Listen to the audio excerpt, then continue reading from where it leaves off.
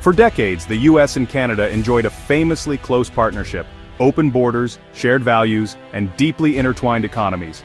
Every day, billions in goods and hundreds of thousands of people crossed the border, fueling prosperity on both sides. But this deep integration also created vulnerabilities, especially for Canada, which sent over 75% of its exports south.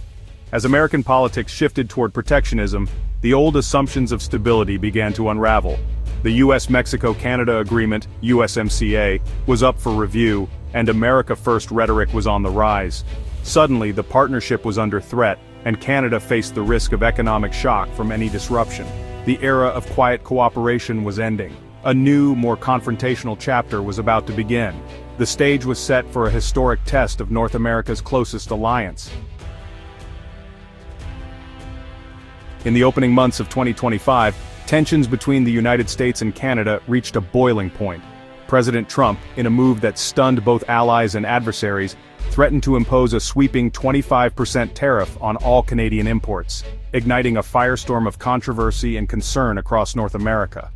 The proposed tariffs would impact every major sector: lumber, oil, manufactured goods, and agriculture, sending shockwaves through both economies. Canadian businesses braced for impact, while American companies worried about rising costs and supply chain disruptions. As if that weren't enough, an additional 10% tariff specifically targeting Canadian energy exports raised the stakes even higher, threatening to disrupt the flow of oil and gas that powers much of the northern United States.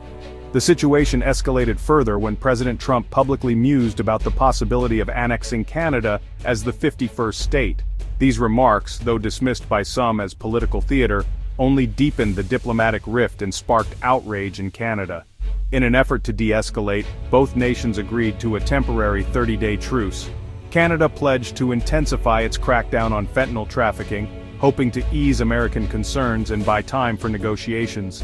But the relief was fleeting. Almost immediately, the US announced a new 25% global tariff on steel and aluminum, directly targeting Canada's core industries and threatening thousands of jobs in mining and manufacturing. Ottawa viewed this as a direct attack, a move that undermined the fragile spirit of the truce and left Canadian leaders scrambling to respond. Businesses on both sides of the border faced chaos and uncertainty.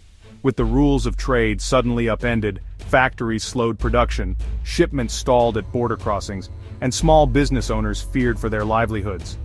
The conflict was no longer just political rhetoric.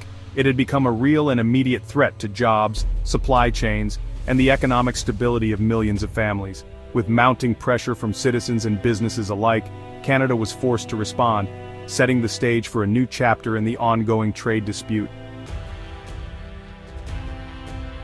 Canada struck back, determined not to let the US actions go unanswered. The government moved swiftly, signaling to both domestic and international audiences that it would defend Canadian interests with equal force.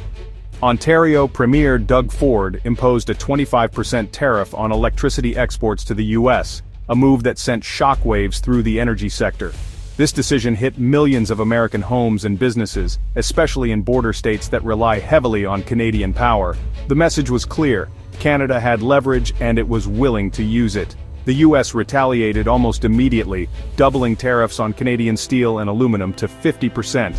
This escalation threatened thousands of jobs on both sides of the border and raised fears of a full-blown trade war. Facing mounting pressure from businesses and political allies, Ford quickly relented, and the US rolled back the increase. But the message was unmistakable. Both sides were willing to escalate, and the situation could spiral at any moment.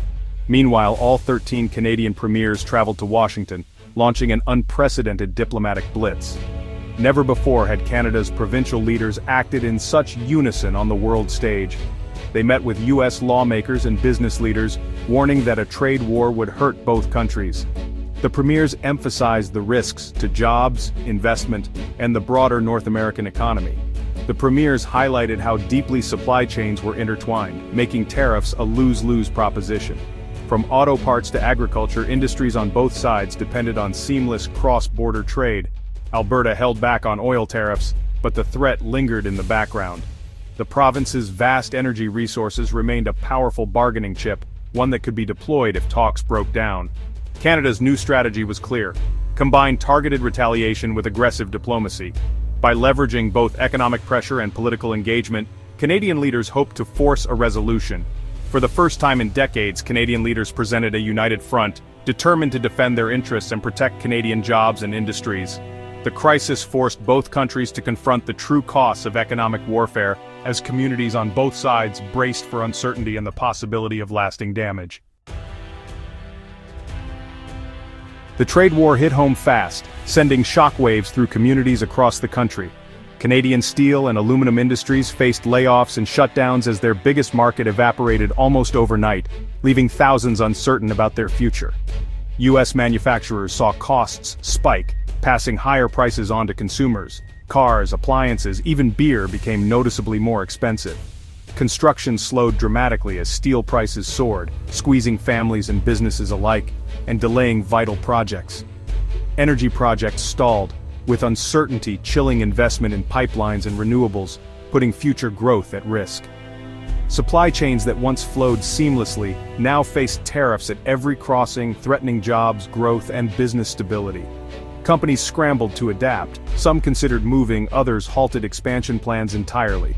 The economic fallout was real: lost jobs, missed opportunities, and growing anxiety on both sides of the border.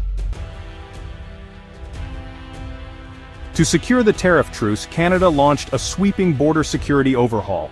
Ottawa appointed a fentanyl czar and invested $1.3 billion in new personnel and technology. Nearly 10,000 new border agents and RCMP officers were hired to boost inspections and intelligence. Canada deployed Black Hawk helicopters, surveillance drones, and advanced scanning equipment to monitor the vast border. The goal: disrupt drug trafficking and reassure the U.S. of Canada's commitment to security. These measures also targeted other cross-border crimes, from gun smuggling to human trafficking. Canada aimed to remove border security as a pretext for future U.S. trade actions. It was a bold move to rebuild trust, even as economic tensions simmered. The trade conflict sparked a powerful wave of Canadian patriotism, as citizens across the country rallied together in response to what many saw as unfair treatment from their southern neighbor.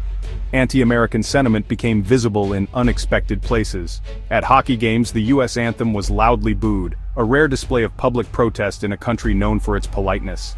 Buy Canadian campaigns surged as consumers deliberately shunned American brands, choosing instead to support homegrown businesses. Storefronts displayed patriotic posters, and grocery aisles saw shoppers checking labels for Canadian origins. Social media overflowed with national pride, as hashtags and viral posts encouraged solidarity and celebrated Canadian achievements. Calls for economic unity echoed across the nation. Political leaders, who were often divided on other issues, stood shoulder to shoulder against U.S. pressure, symbolized by the Premier's rare joint trip to Washington. The crisis became a rallying point for national identity, uniting Canadians from coast to coast in a common cause. This was no longer just a government issue. In community halls and coffee shops, Canadians began to seriously debate the risks of relying so heavily on the U.S. market.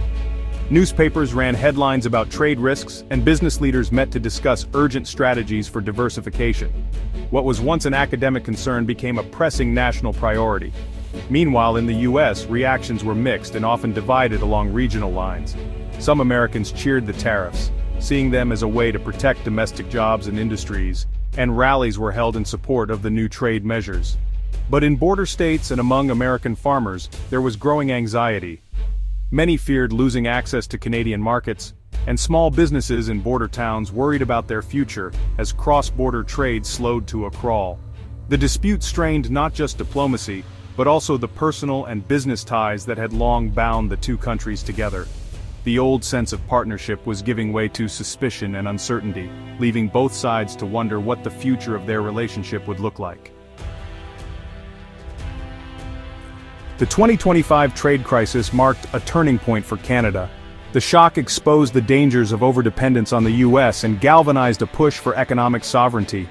Canada accelerated efforts to break down internal trade barriers and strengthen its domestic market. Major infrastructure projects like pipelines to the West Coast were now seen as national security priorities. Trade diversification became a top goal, with new deals pursued in Asia and Europe. The aim: reduce reliance on the U.S. and ensure future disputes wouldn't threaten Canada's economy. The scars of 2025 lingered, but the crisis united Canadians behind a new vision of independence. The era of quiet partnership was over. Canada was determined to chart its own course on the world stage.